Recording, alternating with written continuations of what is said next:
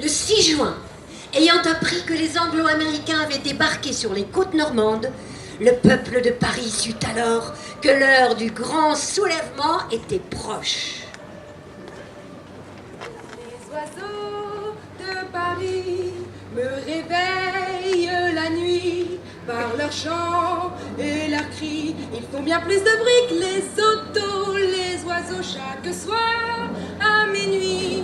Dans mon île Saint-Louis, tout le monde les maudit, mais moi je les trouve gentils, les oiseaux de Paris.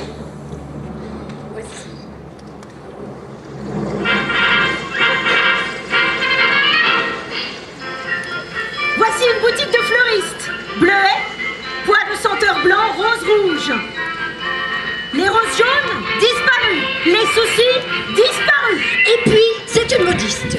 3 chapeaux de feutre, un bleu, un blanc, un rouge, chantent au milieu des autres. Et puis voici une teinturerie où tous les chemisiers exposés répètent le même motif.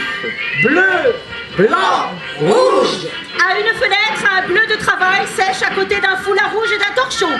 Bleu, blanc, rouge. La rue est comme un drapeau.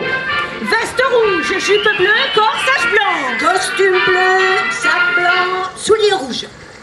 C'est un soufflet jeté à ceux qui avaient interdit toute manifestation. La manifestation, elle est là, partout. Un agent de police chargé de l'ordre a un ruban tricolore qui sort de sa poche. Bleu, blanc, rouge.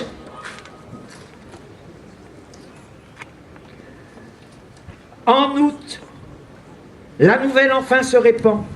Plus besoin ni de journaux ni de radio. Ils sont là.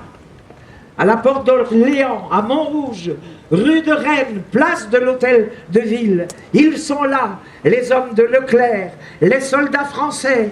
Ils livrent les derniers assauts. Picture me upon your knee with tea for two and two for tea, just me for you and you for me alone.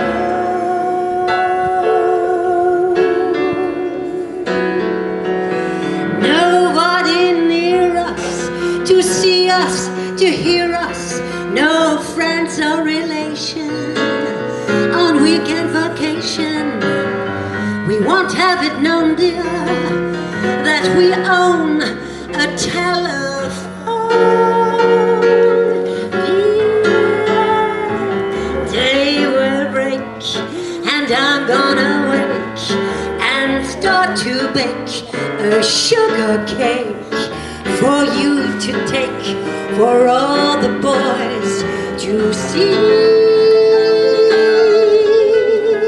We will rise a family, a boy for you and a girl for me. Oh, can't you see how happy we would be?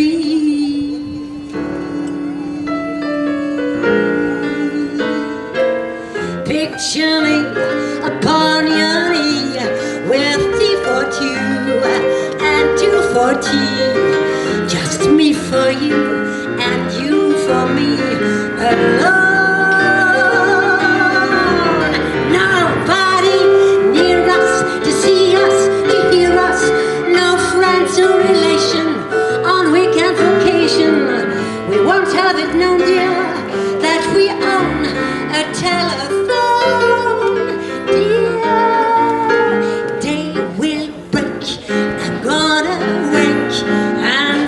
To bake a sugar cake for you to take, for all the boys to see.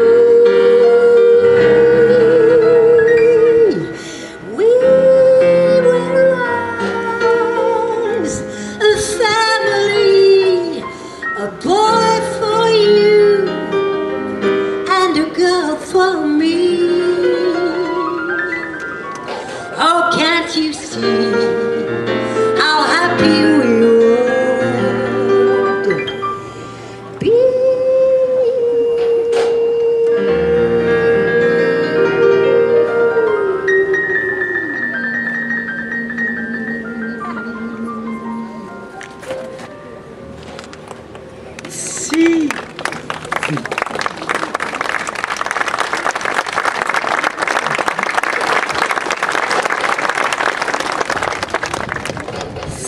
nous avions été occupés, comme on dit poliment, par des Suédois, il nous resterait du moins pas de danse, un goût des rubans jaunes et bleus.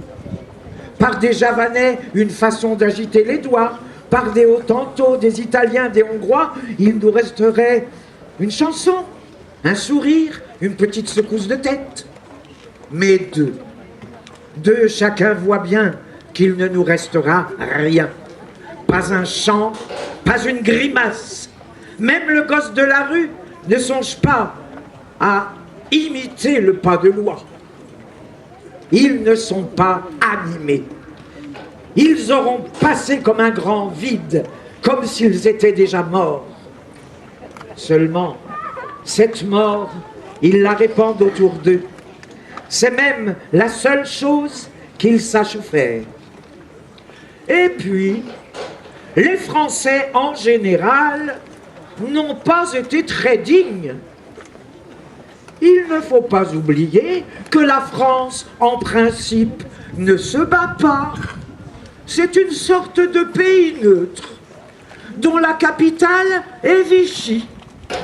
Et nous ne nous gênons pas, heureusement, pour dire des gens de Vichy la vérité, c'est qu'ils sont des salauds. N'empêche que nous sommes vaguement solidaires d'eux.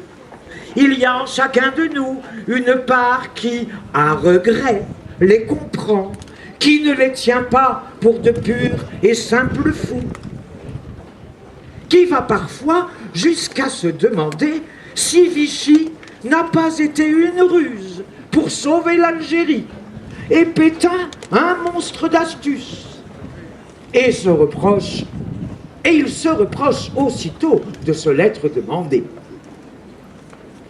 Nous apprenons chaque mois la mort de quelque ami.